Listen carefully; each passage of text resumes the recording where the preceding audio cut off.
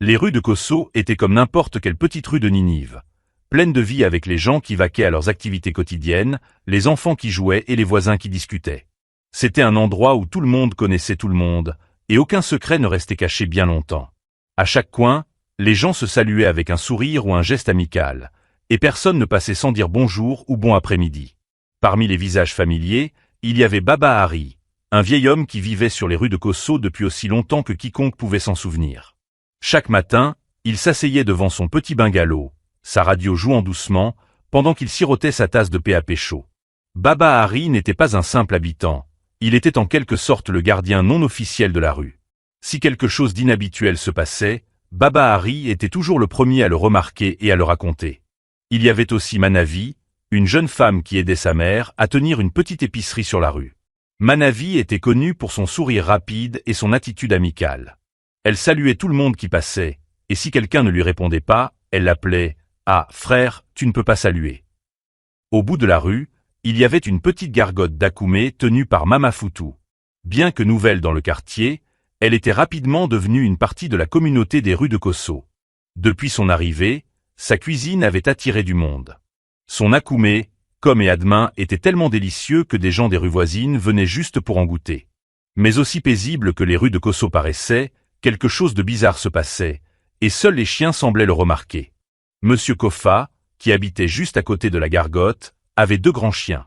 D'habitude, ils étaient calmes et amicaux, remuant la queue en voyant les visages familiers, et aboyant seulement quand des étrangers passaient.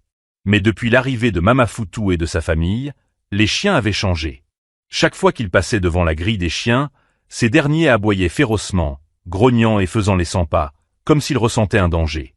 Au début, Monsieur Kofa pensait que les chiens protégeaient simplement leur territoire, mais rapidement, il était clair que quelque chose dérangeait les animaux. Plus la famille venait et repartait de la gargote, plus les chiens devenaient agités. Au départ, personne ne faisait attention aux aboiements des chiens. Pendant des mois après leur arrivée, la gargote de Mama Foutou était l'endroit le plus populaire de la rue Kosso. Dès les premières heures du matin, l'odeur de l'Akoumé chaud en train de cuire remplissait l'air, attirant les gens comme des abeilles vers le miel. Ce n'était pas seulement la nourriture que les gens adoraient, c'était l'ambiance. Il y avait quelque chose de réconfortant à s'asseoir sur les bancs en bois devant la petite boutique, à manger un plat d'Akoumé avec du hadmin et de la viande assortie, tout en regardant le monde passer. Mama Foutou était une petite femme ronde, toujours souriante, avec un mot chaleureux pour tous ceux qui passaient. Elle travaillait avec ses 2 filles et un jeune homme que beaucoup supposaient être son fils. Les filles étaient calmes, travaillant vite et efficacement, tandis que le garçon s'occupait de l'argent et servait les clients. Ensemble, ils géraient la gargote comme une machine bien huilée. Des gens de tout le quartier venaient acheter de la nourriture. Baba Hari s'arrêtait au moins 2 fois par semaine. Il aimait s'asseoir sur les bancs dehors, écouter sa radio et savourer son repas. Même Manavi, toujours occupé dans la boutique de sa mère, trouvait le temps de s'arrêter et de prendre une assiette. « Cet Akoumé, c'est de la magie », disait-elle en se léchant les doigts après chaque repas. Bien que la famille ne parlait pas beaucoup, les gens se sentaient à l'aise en leur présence. Ils ne causaient jamais de problèmes et gardaient leur boutique propre et bien rangée. C'était l'affaire parfaite, et il semblait que rien ne pouvait mal tourner. L'Akoumé était tendre, l'admin parfaitement assaisonné, et les clients étaient heureux. Mais tandis que les habitants de la rue de Kosso dégustaient leur repas sans se poser de questions, les chiens de Monsieur Kofa avaient un autre avis. Chaque fois que Mama Foutou ou un de ses enfants passait, les chiens aboyaient furieusement, leurs aboiements stridents déchirant l'air. Ils semblaient ressentir quelque chose que les autres ne voyaient pas. « Je ne sais pas pourquoi ces chiens continuent d'aboyer sur eux », dit un jour Monsieur Kofa en secouant la tête. Ils n'ont jamais agi ainsi auparavant. Ces chiens étaient habituellement calmes et amicaux. Ils voyaient la famille tous les jours depuis des mois, et pourtant leur réaction ne changeait jamais. Chaque fois que la famille passait, les aboiements recommençaient, comme si les chiens avertissaient la rue d'un danger que personne d'autre ne pouvait percevoir. « Si seulement ces chiens pouvaient parler », murmura un soir Monsieur Kofa, alors que les chiens aboyaient encore une fois de manière incontrôlable. Mais pour tout le monde, Mama Foutou et sa famille semblaient parfaitement ordinaires. Ils géraient leur boutique, saluaient leurs clients, et vaquaient à leurs occupations comme tout le monde. Personne n'y pensait à 2 fois. Mais au fil des jours, quelque chose changeait subtilement. La gargote était toujours fréquentée, mais une certaine inquiétude grandissait dans l'air, sans que personne ne puisse vraiment l'expliquer. Petit à petit, l'atmosphère commençait à se modifier. Au début, les changements étaient si minimes que personne ne les remarquait vraiment. Les gens continuaient à venir à la gargote de Mama Foutou, à savourer leur repas et à échanger des banalités. Alors qu'ils mangeaient, le restaurant restait aussi populaire que jamais, mais peu à peu, quelque chose commençait à changer. La chaleur qui emplissait autrefois la petite boutique commençait à disparaître, et le comportement de la famille devenait plus distant, plus troublant. Tout a commencé avec les salutations. Mama Foutou avait toujours été l'une des personnes les plus polies du quartier. Chaque matin, elle saluait tous ceux qui passaient devant son magasin, sa voix pleine d'énergie, son sourire éclatant. Ses deux filles et le jeune homme qui travaillait avec elle suivaient toujours son exemple, hochant la tête et saluant les clients pendant qu'ils s'installaient pour la journée. C'était quelque chose que tout le monde dans la rue de Kosso appréciait. Les salutations faisaient partie intégrante de la culture. Mais un jour, Manavi remarqua quelque chose d'étrange. Elle passait devant le magasin en se rendant à l'épicerie, comme elle le faisait toujours, et fit un signe à Mama Foutou. « Bonjour Mama Foutou », lança-t-elle joyeusement. Mais cette fois, il n'y eut aucune réponse. Mama Foutou ne leva pas les yeux, ne sourit pas, elle ne semblait même pas entendre Manavi. Manavi fronça les sourcils, peut-être qu'elle ne m'a pas entendu, pensa-t-elle. Alors, elle essaya de nouveau le lendemain. Cette fois, la même chose se produisit, aucune réponse. Les filles de Mama Foutou, d'habitude promptes à saluer, continuaient simplement leur travail, leur visage fermé, évitant tout contact visuel avec quiconque passait. Ce n'était pas seulement Manavi qui le remarquait, d'autres personnes dans la rue commencèrent à s'en apercevoir aussi. Un par un, ils commencèrent à murmurer entre eux. Baba Agoro, qui s'asseyait dehors chaque jour à écouter sa radio, remarqua également le changement. « Ces gens ont cessé de saluer », dit-il un après-midi en se grattant la tête. « Avant, ils me saluaient tous les matins. Maintenant, ils passent comme s'ils ne me voyaient pas. »« Je pensais que c'était juste moi », répondit Manavi. « Je les salue tous les jours, mais ils agissent comme si j'étais invisible. » Au début, les gens essayaient de leur trouver des excuses. Peut-être qu'il était fatigué. Après tout, gérer un restaurant n'était pas facile. Mais leur comportement étrange continua, et au fil des jours, la famille devint encore plus renfermée. Ils ne parlaient plus aux clients comme avant. Ils servaient la nourriture, prenaient l'argent, et retournaient à leur travail en silence. Même lorsque le magasin était plein, l'atmosphère était froide, presque inquiétante.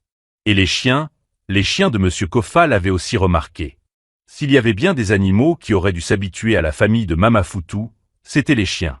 Il les voyait tous les jours, entendait leur voix, et les regardait aller et venir de la maison au magasin. Mais au lieu de s'habituer à leur présence, les chiens semblaient plus agités que jamais.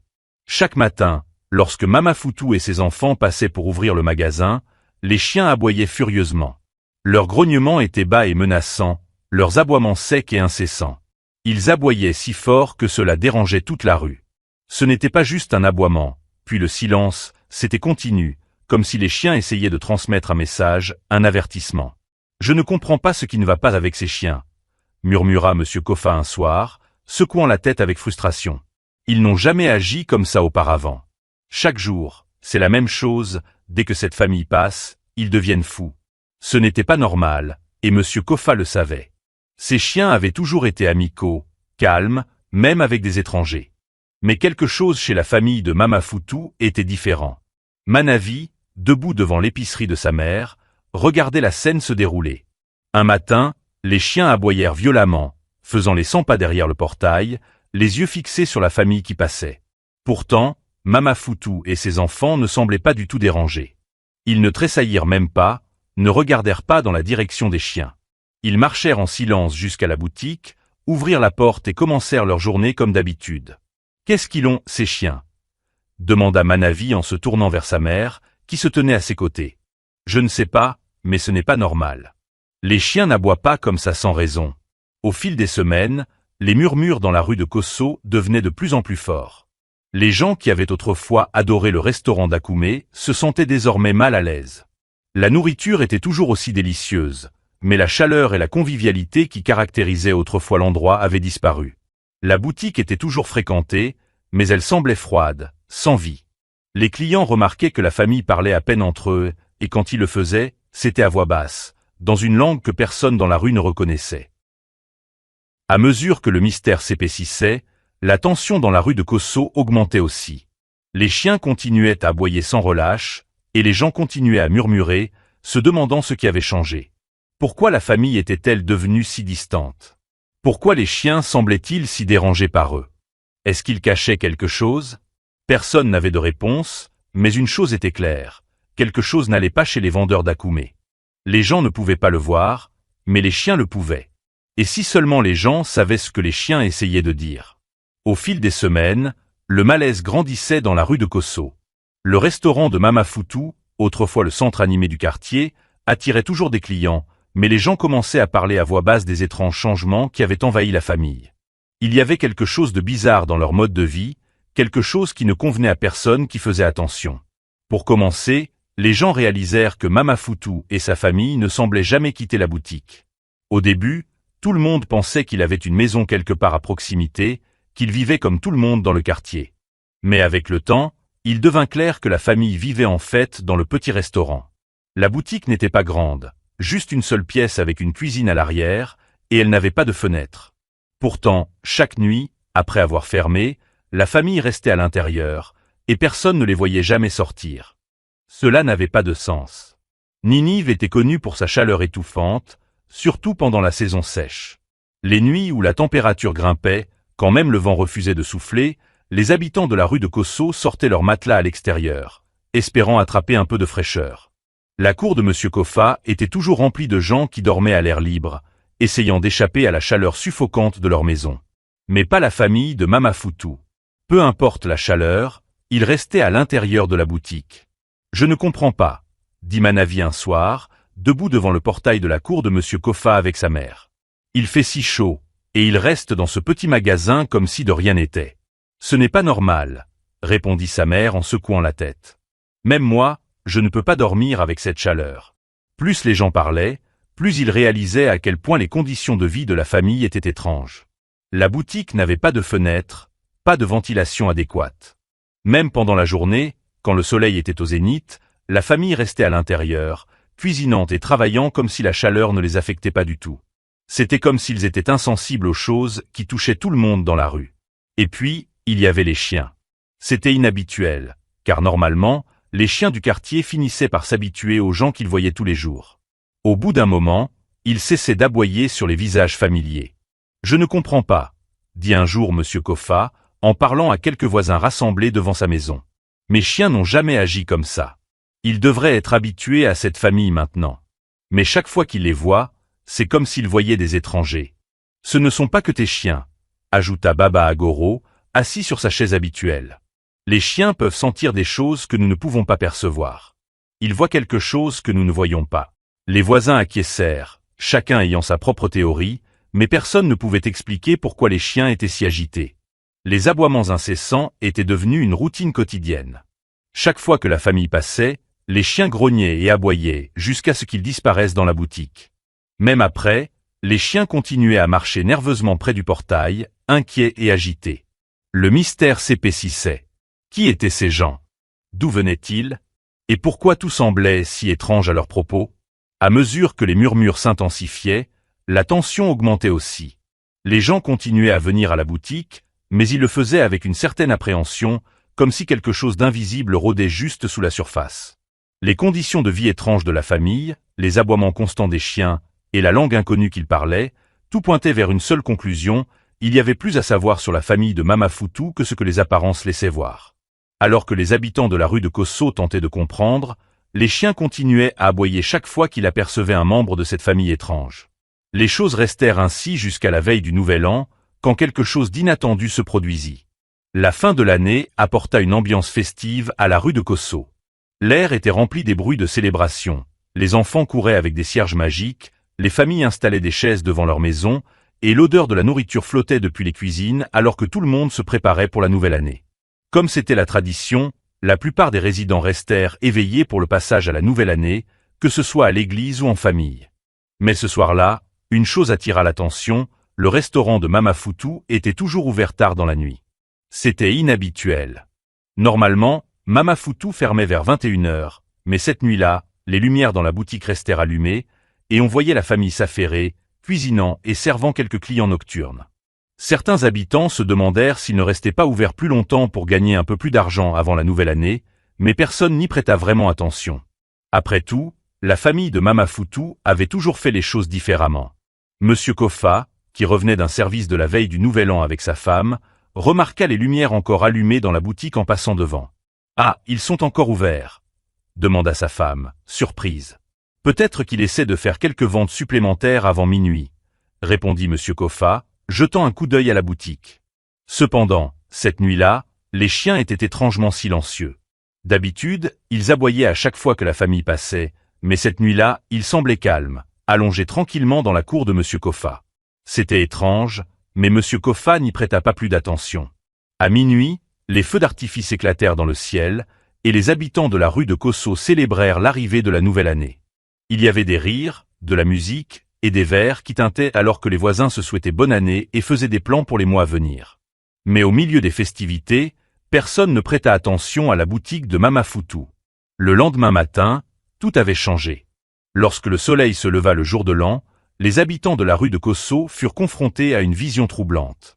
La boutique de Mama Foutou, qui bourdonnait encore d'activité quelques heures auparavant, était maintenant complètement vide.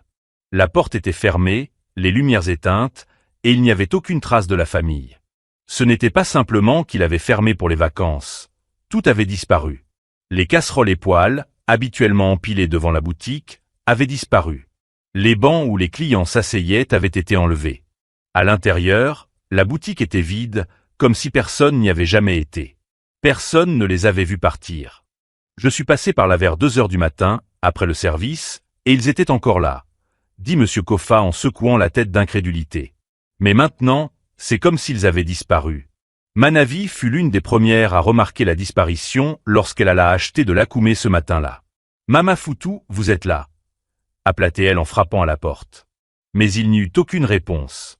En jetant un coup d'œil à l'intérieur, elle fut choquée de trouver la boutique complètement vide. Elle courut jusqu'à la boutique de sa mère, le cœur battant. « Maman, ils sont partis. La boutique est vide. » Sa mère fronça les sourcils. « Qu'est-ce que tu veux dire par « partis » ? Ils ne sont pas là. Tout a disparu. La boutique entière est vide. La nouvelle de la disparition se répandit rapidement dans la rue de Kosso. Les voisins se rassemblèrent autour de la boutique vide, murmurant entre eux, essayant de comprendre. Personne ne les avait vus faire leurs bagages ou partir. Pas de camion, pas de voiture, rien. C'était comme s'ils s'étaient évaporés dans l'air.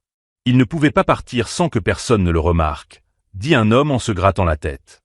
Peut-être qu'ils ont déménagé au milieu de la nuit, suggéra un autre. Mais personne ne pouvait expliquer comment ils avaient pu partir sans laisser de traces.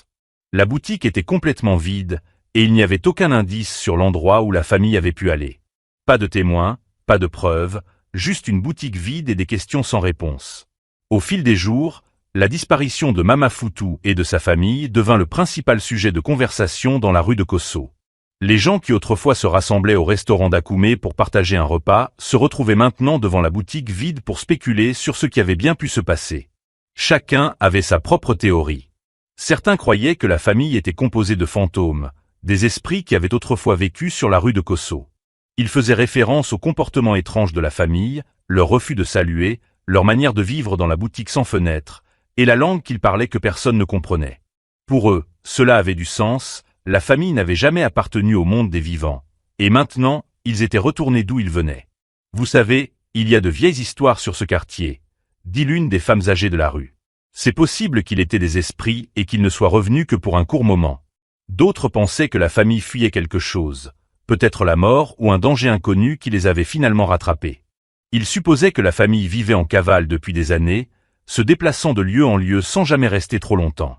Peut-être qu'ils ont été reconnus par quelqu'un ou qu'ils ont eu des ennuis, et c'est pour ça qu'ils sont partis si précipitamment, suggéra quelqu'un. Ça ne me surprendrait pas s'ils devaient de l'argent à quelqu'un, ajouta un homme en secouant la tête. Les gens ne disparaissent pas comme ça sans raison, sauf s'il fuit quelque chose.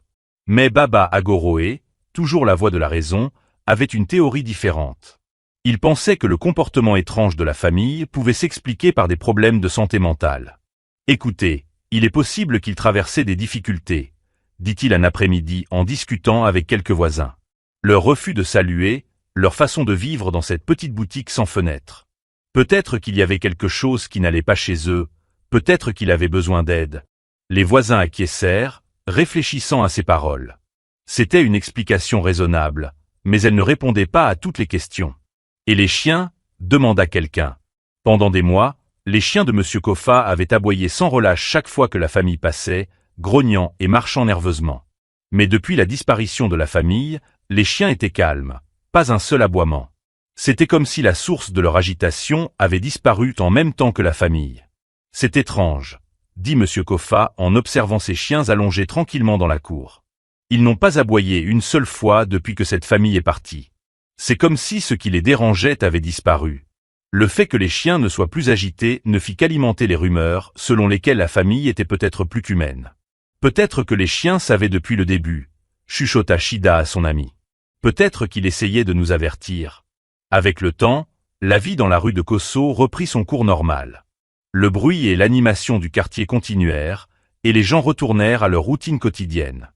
La boutique vide où Mama Foutou servait autrefois de l'akoumé restait vacante, un rappel silencieux du mystère qui avait eu lieu.